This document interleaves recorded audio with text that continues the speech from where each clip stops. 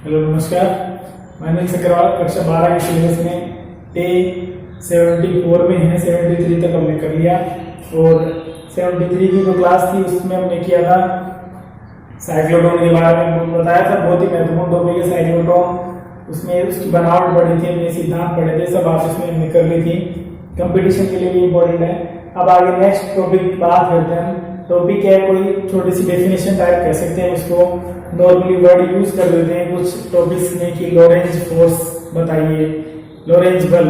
Lorentz scientist के नाम उसके नाम में लोरेंज बल लिए गए। तो लोरेंज बल को परिभाषित कर रहे हैं क्या है। रियल में देखो लोरेंज बल वैसे अलग से कोई बल नहीं है।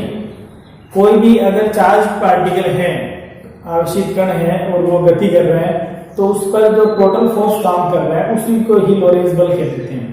उसको हमने दो भागों में पढ़ लिया है कि कोई आवेशित कण है, आवेश है तो उस पर विद्युत बल कार्य करता है F बराबर QE, जो हमने स्टार्टिंग में पढ़ा था विद्युत क्षेत्र में।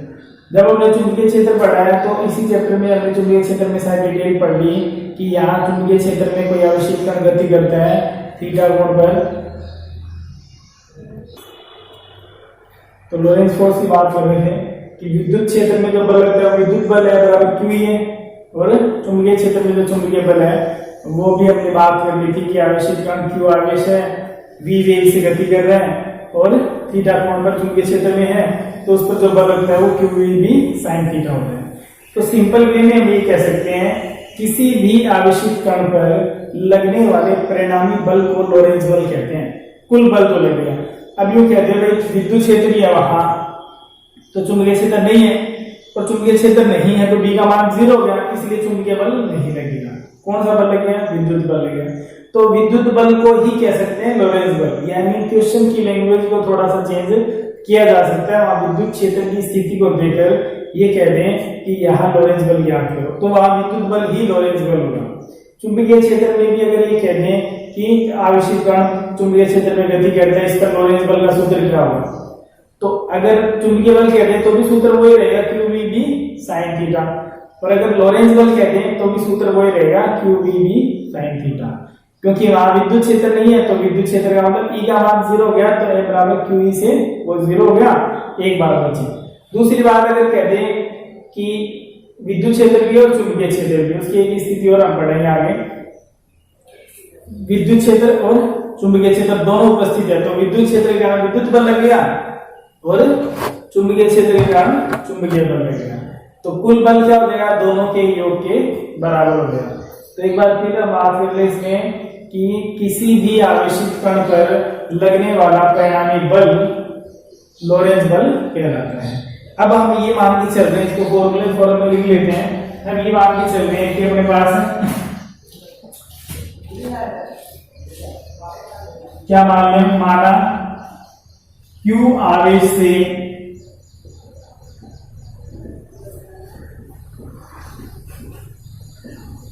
आवेशित कण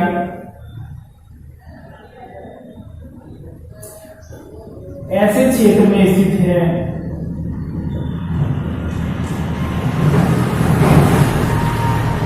जहां विद्युत क्षेत्र एवं चुंबकीय क्षेत्र दोनों विद्यमान है।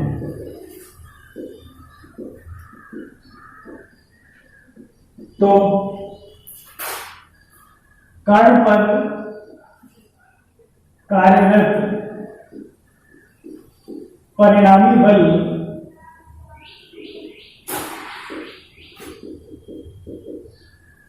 लोरेंज बल कहलाता है। अब देखो दो बातें हैं इसमें, विद्युत क्षेत्र और चुंबकीय क्षेत्र। तो विद्युत क्षेत्र E के कारण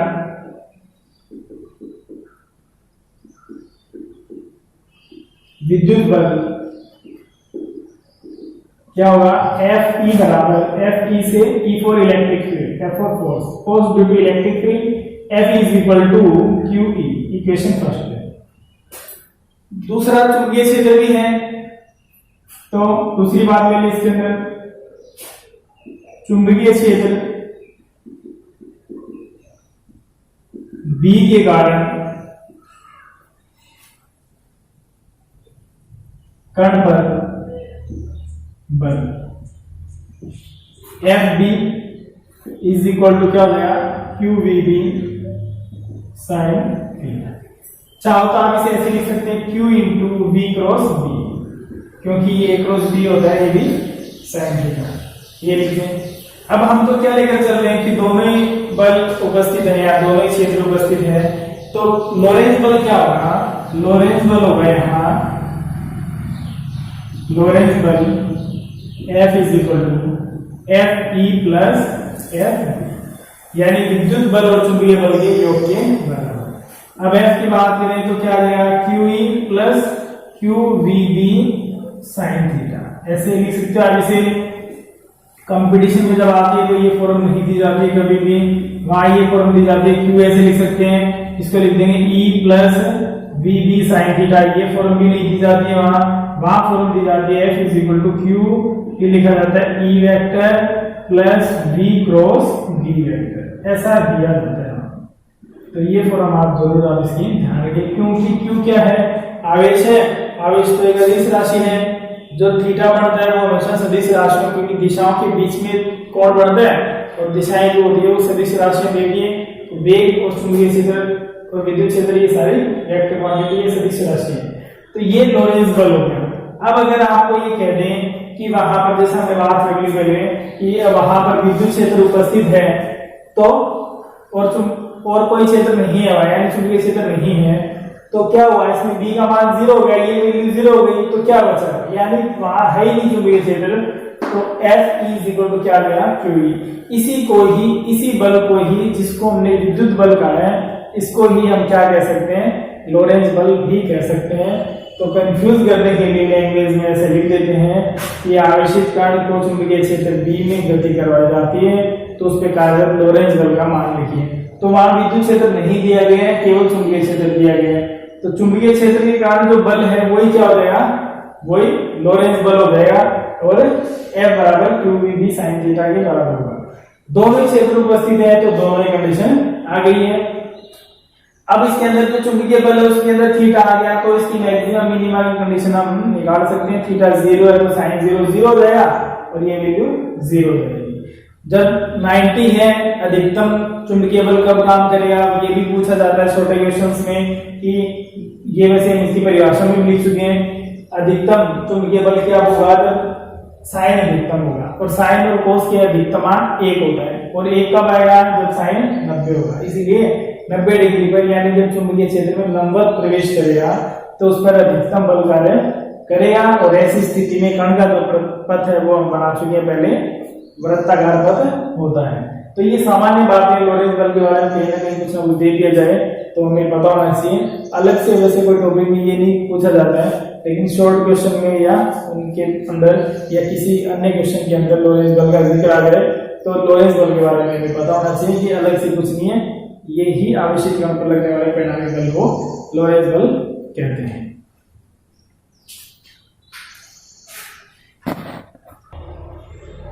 लोरेंज बल के बाद नेक्स्ट जो टॉपिक अपना उसी से संबंधित है वो है चुंबकीय क्षेत्र में धारावाही चालक पर बल, force on conductor magnetic field. इसमें देखो क्या लेकर चल रहे हैं कि धारावाही चालक मतलब ऐसा चालक जिसके अंदर करंट फ्लो हो सकता है, ठीक है, कंडक्टर है, और उसमें चुंबकीय क्षेत्र में जब उसे रख दिया जाए तो उस पर बल कितना लगेगा, हम उसका व्यंजक ज्ञात करेंगे, फिर उस बल की डायरेक्शन बात करेंगे कि कैसे होगी, किस बात पे बल का जो मान है वो निर्भर करेगा।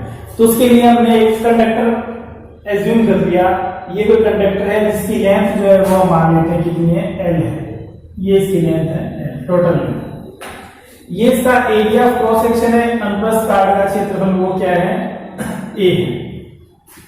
इसमें जो करंट प्रवाहित हो रहा है वो I प्रवाहित हो रहा है। इलेक्ट्रॉन इसमें क्या हमें पता है, धारा की दिशा के विपरीत गति करते हैं, जिस वेग से गति करते हैं उसे अपवहन वेग या अपोहा वेग या ड्रिफ्ट वेलोसिटी कहते हैं। तो ड्रिफ्ट वेलोसिटी जो है इसकी v है, vd से लिखते हैं, लेकिन यहाँ v से लिखने से v है, और इस दिशा में चुंबकीय क्षेत्र है, इस दिशा में धारा प्रवाहित हो रही है। अब जब चुंबकीय क्षेत्र में किसी चालक को रखा जाए, उसमें धारा प्रवाहित की जाए, धारावाही चालक है तो धारा प्रवाहित की जाए, तो उस चालक पर बल अनुभव करता है। क्यों अनुभव होता है बल?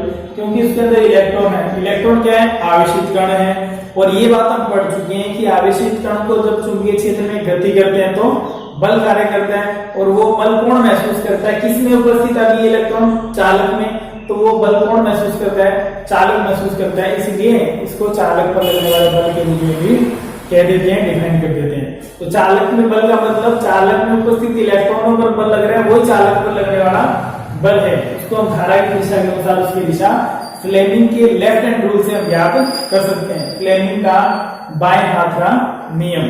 फ्लेमिंग के बाएं हाथ का नियम क्या है कि हम इसमें अंगूठा, तर्जनी और मध्यमा तीनों को एक दूसरे के लंबवत रखें। बल क्या हमें नहीं पता है, वो अंगूठा बताएगा।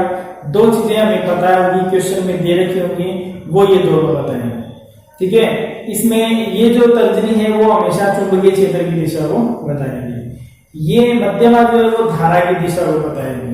इसका मतलब क्या हुआ? जिस दिशा में चुंबकीय क्षेत्र, जैसे मान लो हम नॉर्मली ये मानते हैं लंबवत और अंदर की तरफ है, पहले जैसे हमने क्रॉस में लिया था, तो ऐसे मान लें धारा की दिशा जिस दिशा में, अगर धारा की दिशा में आ रही है तो इसको इस दिशा में कर दो, धारा ऊपर की ओर है तो इसको ऐसे कर दो, तो भी तर्जनी अंदर की ओर ही रहेगी।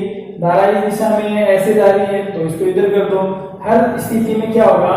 धारा की दिशा बदल सकते हैं आप, उसी के अनुसार अंगूठे की दिशा बदलती रहेगी। तो चुंबकीय क्षेत्र की दिशा में तर्जनी को करना है, ठीक है, मध्यमा को धारा की दिशा में करना है, अंगूठा जिस दिशा में जाएगा वो चुंबकीय बल की दिशा हो जाएगी, चालक पर लगने वाले चुंबकीय बल की दिशा। ये है फ्लेमिंग का बाएं हाथ का नियम। 12वीं क्लास में अलग से नियम नहीं पूछे जाते हैं, लेकिन हमें दिशा याद करने के लिए ये हमें पता होना चाहिए। 10th क्लास में जरूर एग्जाम में पूछ लेते हैं। तो यहाँ देखो, ये तो गई चुंबकीय क्षेत्र की दिशा। अब हमने चुंबकीय क्षेत्र को ऐसे मान लिया, इस तरह से लेफ्ट टू राइट, हमने वैसे नहीं माना अंदर की ओर, कैसे भी मान लो, ऐसे मान लिया हमने। और ये हो गई इसके अंदर चुंबकीय क्षेत्र की दिशा और धारा की दिशा, इस तरह से हो गई ना।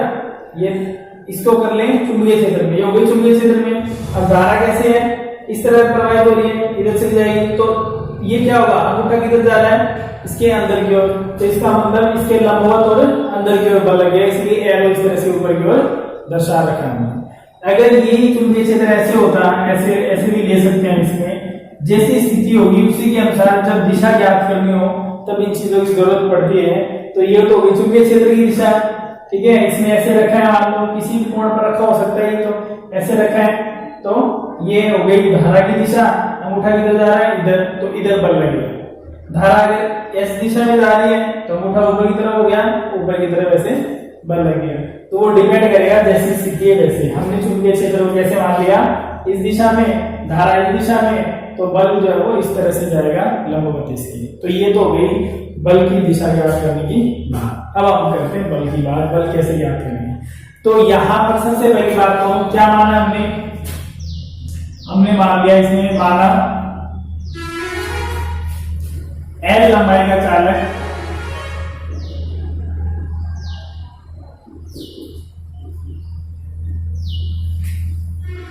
B चुंबकीय क्षेत्र में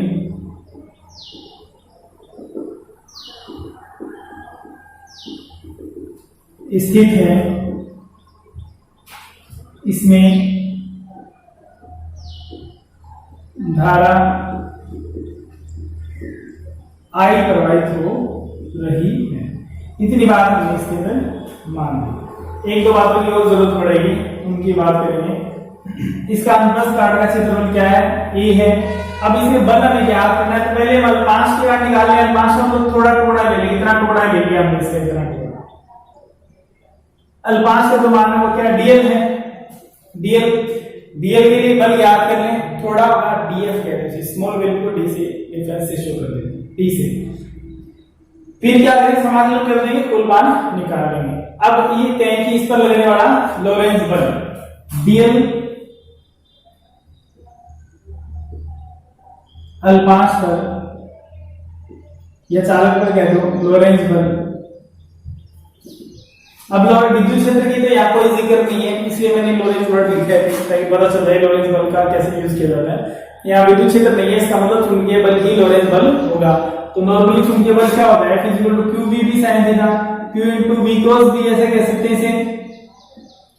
क्यू की जगह क्या है, इलेक्ट्रॉन है, तो यहाँ क्यू की जगह क्या रख दें, ई रख दें, ई फॉर इलेक्ट्रॉन, क्योंकि यहाँ क्या लिया गया है, चालक में इलेक्ट्रॉन उपस्थित है, इसलिए आप इसे माइनस ई लिख सकते हो, किताबों में इसे माइनस ई लिख देते हैं, क्योंकि इलेक्ट्रॉन पर चार्ज नेगेटिव होता है, इसलिए माइनस ई ले सकते हैं। हमें केवल यहाँ परिमाण निकालना, मैग्नीट्यूड निकालना है, इसीलिए हमने माइनस को यहाँ नहीं लिया, केवल परिमाण लिए हैं, बिंदु लिए। किसके कारण आ गया बल, डीएल पास का, तो डीएफ मान ले इसको, अब कुल निकालना है तो याद कर लेंगे इसको, समीकरण नंबर 1 में देता हूं। अब आगे की बात है इसमें, अब देखो हमें ये तो अल्पांश के कारण हुआ, डीएल के कारण, हमें तो कुल के कारण निकालना है, तो कुल में इलेक्ट्रॉन कितने हैं उस पर डिपेंड करेगा, कितने भी हो सकते हैं। कैसे ज्ञात करें, इलेक्ट्रॉनों की संख्या कैसे ज्ञात करें, संख्या कैसे ज्ञात करते हैं, इकाई आयतन में इलेक्ट्रॉनों की संख्या मान ले कुछ भी, और जितना आयतन है उतने आयतन से गुणा कर दें, कुल संख्या आ जाएगी। ठीक है, कुल संख्या से गुणा कर देंगे, उतने गुणा उसका मान हो जाएगा। तो माना इकाई आयतन में, माना चालक के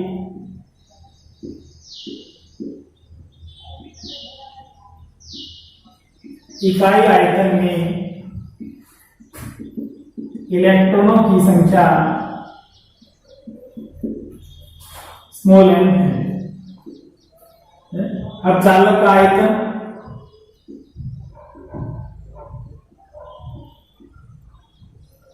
चालक आयतन कंप्लीट लेंगे तो क्या आ जाएगा, ए इंटू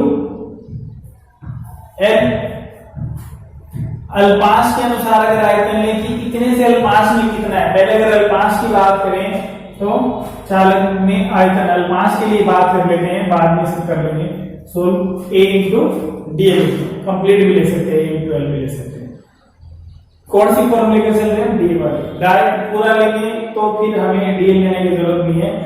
आयतन क्या होता है, ये बेलन है, बेलन का आयतन क्या होता है, pi r square h. Pi r square का मतलब बेलन का ऊपरी जो भाग, इस बात पता होगी, हमें नहीं पता है तो इन बेसिक चीजों को जरूर आप क्लियर कर लें कि बेलन का जो ऊपरी भाग है वो वृत्ताकार है, उसी का तो पाई आर स्क्वायर लेते हैं, और ये इसकी लंबाई होती है, जो ऊंचाई कहते हैं, इसको पाई आर स्क्वायर एच हो जाता है।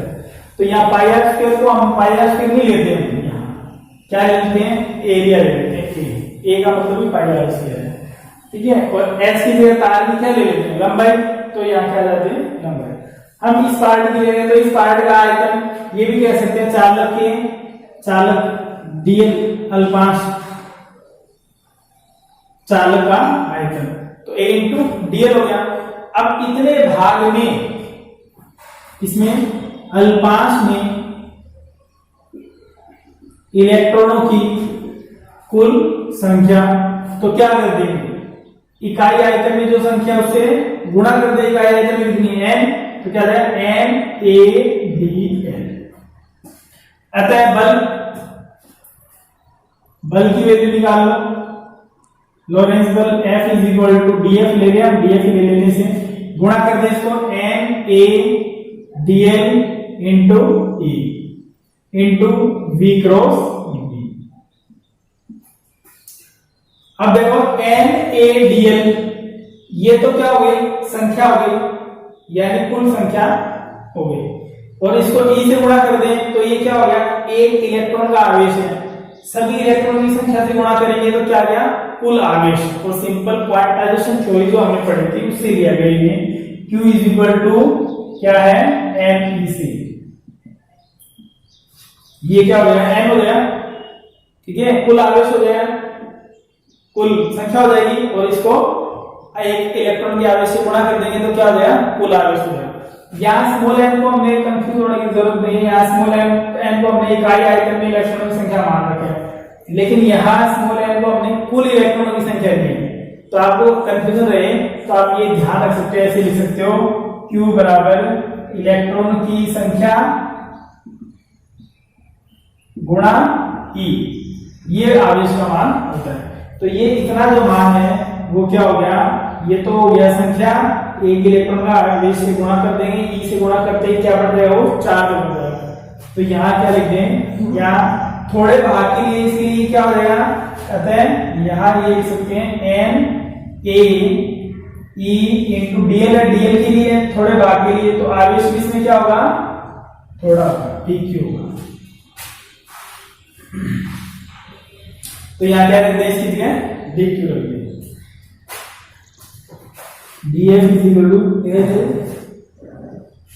ये तो लिखते हैं डीएफ इज इक्वल टू ये आ जाएगा DQ into V cross B. इस फॉर्म में रख सकते हैं, लेकिन अपन इस फॉर्म में नहीं करना है, सोल्व करना है इसको थोड़ा सा। v हमें पता वेग है, विस्थापन में परिवर्तन की दर को वेग कहते हैं, तो v इज इक्वल टू क्या हो जाएगा dx अपॉन dt। dx की जगह क्या है, लेंथ है, लंबाई है, दूरी है, dl अपॉन dt, तो यहाँ d v की जगह रख देंगे v इज इक्वल टू क्या रख देंगे dl upon dt, vector quantity है dl, लिख सकते हैं इसको, तो वैल्यू आ जाएगी df is equal to dq, और इसको लिख दोगे आप dl upon dt cross b, ये वेक्टर क्वांटिटी है ये सब। तो dt देखो ये डिवाइड में इसकी डिवाइड में तो चाहे df इज इक्वल टू आ गया dq by dt dl cross b vector. ये dq अपॉन dt किसके बराबर हो गया, dq बाय dt हो गया किसके बराबर, I के बराबर। आवेश प्रवाह की दर को विद्युत धारा कहते हैं, सिंपल परिभाषा है। तो यहाँ लिख देंगे df is equal to complete हो गए I dl क्रॉस b। अब ये तो कौन सी फॉर्म है, अल्पांश फॉर्म ही चल रही है, इसलिए मैंने शुरू में कहा था कोई दिक्कत नहीं है, आप कंप्लीट फॉर्म लेके चल सकते हो या लेके चल सकते हैं यहाँ, तो ये एज इट इज चलेगा, क्योंकि dl की जगह हम क्या कर देंगे l कर देंगे, इसलिए अब भी कर सकते हैं समाकलन करने में। तो समाकलन किसके सापेक्ष होगा, तार की लंबाई में थोड़ी लंबाई है तो थोड़ी वैल्यू, जितनी लंबाई है उतनी वैल्यू, कुल लंबाई है तो कुल वैल्यू, कुल लंबाई कितनी है l, तो dl का समाकलन वैसे पता है l होता है, तो f इज इक्वल टू क्या देगा I into l cross b, ऐसे लिख सकते हो। और ये इसका फाइनल फॉर्मूला है, आप इसे चाहें तो ऐसे लिख सकते हैं, l b को क्या होता है l b sin थीटा, तो f is equal to I l b sin theta. अब इसमें भी इक्वेशन पूछ लिया गया था उसके साथ अधिकतम न्यूनतम की स्थितियां पूछ ले इसमें, तो जहां साइन थीटा आ गया सारी अधिकतम न्यूनतम की स्थितियां थीटा पे ही डिपेंड करेगी। कैसे करेगी, थीटा 0 है तो न्यूनतम हो गया, 90 है तो अधिकतम हो गया, और ये इसके फाइनल फॉर्मूला आ गया। यहां से जहां पर भी थीटा आ गए, आप एक बात अपने आप ही नोट कर लें, वो है स्पेशल केस। स्पेशल केस का मतलब जब थीटा 0 हो तो साइन 0 क्या होगा 0, तो m बराबर क्या होगा 0। जब थीटा 90 डिग्री हो तो साइन 90 क्या होगा 1, तो m बराबर क्या होगा BI। अब आपको अधिकतम न्यूनतम का ध्यान रखना है, ये मैक्सिमम है, ये मिनिमम है, और ये टॉपिक भी कंप्लीट हो गया। अब इसके बाद बात आती है दिशा की, जो हमने सबसे पहले कर ली। इसके नियम से, फ्लेमिंग के लेफ्ट हैंड रूल से आपको ये ध्यान रखना है, ये है F, ये है B, ये है I, ठीक है। इसको इस तरह से भी बता देते हैं कि इस तरह ध्यान रखो, ये F for father, F for force, M for mother, M for magnetic field, C for child, C for current, तो फादर मदर चाइल्ड, इस तरह से चल के भी आप इसका ध्यान रख सकते हो। बाकी इसके अनुसार हम इसकी दिशा बता सकते हैं। आज की क्लास में इतना ही करेंगे, नेक्स्ट क्लास में आगे की बातें करेंगे। तब तक आप पढ़ते रहिए, रिवाइज जरूर करें। Thank you.